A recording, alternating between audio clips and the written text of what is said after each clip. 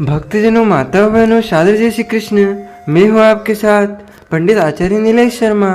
आज आप सब सुनेंगे द्वादशी पारणा के दिन तुलसी माता की कथा, जो भी भक्त सच्ची श्रद्धा के साथ भगवान विष्णु का पूजन करते हैं, भगवान शालिग्राम का पूजन करते हैं, माता तुलसी का पूजन करते हैं, एकादशी का व्रत करते हैं, इससे भगवान श्री हरि विष्णु अति प्रसन्न होते हैं और अपने कृपा प्रदान करते हैं। एकादशी का व्रत जो कि सभी प्रकार के पापों को नष्ट करने वाला है, और व्यक्ति के जब पाप और ताप नष्ट होते हैं तो उनके पुण्यों का उदय हो पाता है और सभी प्रकार के फिर सांसारिक सुखों की प्राप्ति होती है। हिंदू धर्म में तुलसी का बड़ा ही विशेष महत्व माना गया है। माता तुलसी जो कि अपने भक्तों के सभी प्रकार के पापों को नष्ट करने वाली है, और भगवान विष्णु को जो कि तुलसी दल अति प्रिय होता है। बिना तुलसी दल के भगवान विष्णु उस पूजन को स्वीकार नहीं करते हैं, और जहाँ पर भी तुलसी का वृक्ष होता है वहाँ पर यम के दूत भी असमय नहीं आते जाते।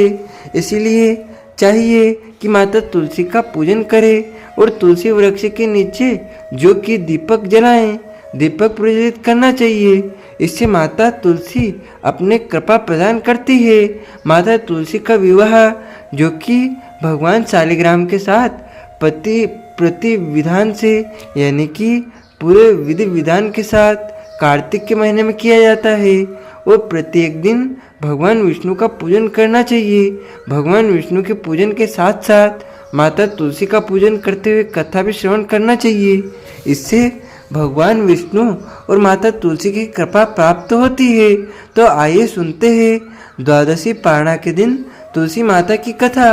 अगर आप एकादशी व्रत, द्वादशी पारणा तिथि के दिन ब्राह्मण दक्षिणा, अन्नदान, वस्त्रदान, गोदान आदि के लिए देना चाहते हैं तो आप अपनी श्रद्धा और सामर्थ्य के अनुसार हमें हमारे फोन पे QR कोड के माध्यम से नगद धनराशि पहुंचाकर एकादशी व्रत पारणा का संपूर्ण पुण्य फल प्राप्त कर सकते हैं। बोलिए प्रेम से माता तुलसी की जय, भगवान श्री हरि विष्णु की जय, माता लक्ष्मी की जय, भगवान शालिग्राम की जय, एकादशी माता की जय, सर्व देवी देवता की जय।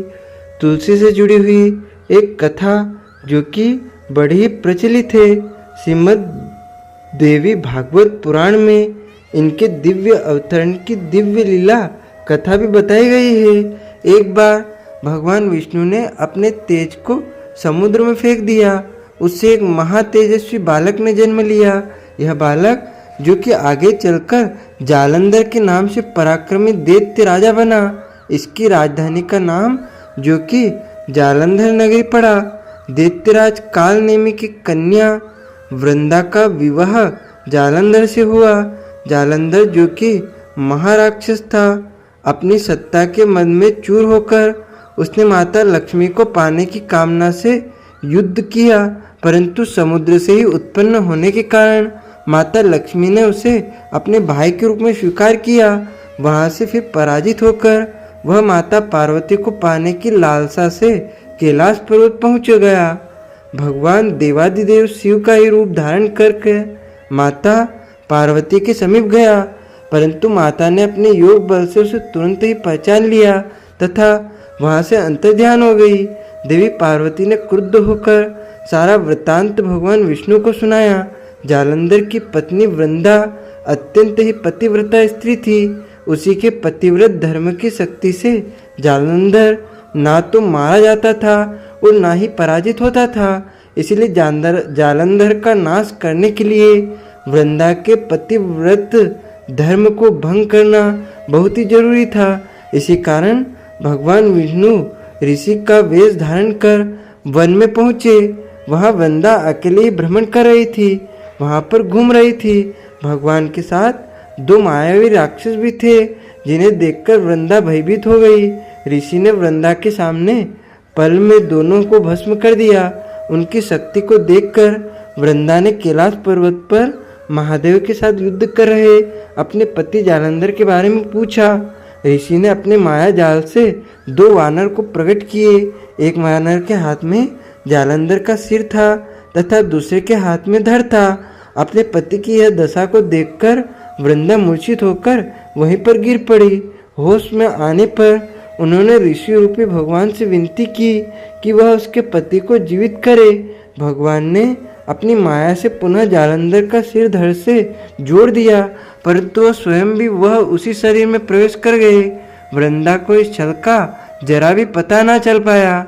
जालंधर बने भगवान के साथ वृंदा पतिव्रता सा व्यवहार करने लगी, जिससे उसका सतीत्व भंग हो गया। ऐसा होते ही वृंदा का पति जालंधर, जो कि भगवान शिव से युद्ध कर रहा था, वह युद्ध में हार गया और मारा गया। इस सारी लीला का जब वृंदा को पता चला तो वह क्रुद्ध होकर भगवान विष्णु को, जो कि शिला होने का श्राप दे दिया तथा स्वयं भी सती हो गई। जब वृंदा भस्म हुई, वहाँ पर तुलसी का पौधा उगा। भगवान विष्णु ने वृंदा से कहा कि ये वृंदा, तुम अपने सतीत्व के कारण मुझे लक्ष्मी से भी अधिक प्रिय हो गई हो। अब तुम तुलसी के रूप में सदा ही मेरे साथ रहोगी। जो मनुष्य मेरे शालिग्राम रूप के साथ तुलसी का विवाह करेगा, पूजा करेगा, उसे इस लोक और परलोक में विपुल यश की प्राप्ति होगी। जिस घर में तुलसी होती है, वहाँ पर यम के दूत भी असमय नहीं आ जा सकते। गंगा व नर्मदा के जल में स्नान तथा तुलसी का पूजन बराबर माना जाता है, चाहे मनुष्य कितना भी पापी क्यों ना हो। मृत्यु के समय जिसके प्राण मंजरी रहित तुलसी और गंगा जल मुख में रखकर निकल जाते हैं, वह पापों से मुक्त होकर वैकुंठ धाम को प्राप्त होता है। जो मनुष्य तुलसी व आंवले की छाया में अपने पितरों का श्राद्ध करता है, उसके पितृ भी मोक्ष को प्राप्त हो जाते हैं। इस प्रकार से जो भी भक्त सच्ची श्रद्धा के साथ भगवान विष्णु का पूजन करते हैं, भगवान विष्णु को तुलसी दल अर्पित करते हैं, भगवान शालिग्राम का पूजन करते हैं, माता तुलसी का पूजन करते हैं, भगवान शालिग्राम के साथ माता तुलसी का विवाह संपन्न करते हैं, उन्हें विपुल यश की प्राप्ति होती है तथा सभी प्रकार के पापों का नाश होता है तथा सभी प्रकार के मनोरथ सिद्ध होते हैं। तो बोलिए प्रेम से भगवान विष्णु की जय, माता तुलसी की जय, माता लक्ष्मी की जय, भगवान शालिग्राम की जय, सर्व देवी देवता की जय। इस बार वरुतनी एकादशी का व्रत, जो कि 24 अप्रैल 2025 गुरुवार के दिन रखा जाएगा तथा इस एकादशी व्रत का पारणा द्वादशी तिथि के दिन यानी कि 25 अप्रैल 2025 शुक्रवार के दिन सुबह 7:09 से सुबह 8:09 तक आपको व्रत खोल लेना चाहिए, यानी व्रत का पारणा कर लेना चाहिए। आप सभी हमारे इस वीडियो को अधिक से अधिक लोगों को शेयर कीजिएगा, लाइक कीजिएगा तथा कमेंट में प्रभु का नाम अवश्य लीजिएगा तथा दैनिक राशिफल जानने के लिए, दैनिक व्रत कथा सुनने के लिए हमारे चैनल को सब्सक्राइब करके बेल आइकन को ऑन अवश्य कर दीजिएगा। आप सभी को सादर जय श्री कृष्ण, सादर धन्यवाद। जय श्री राम।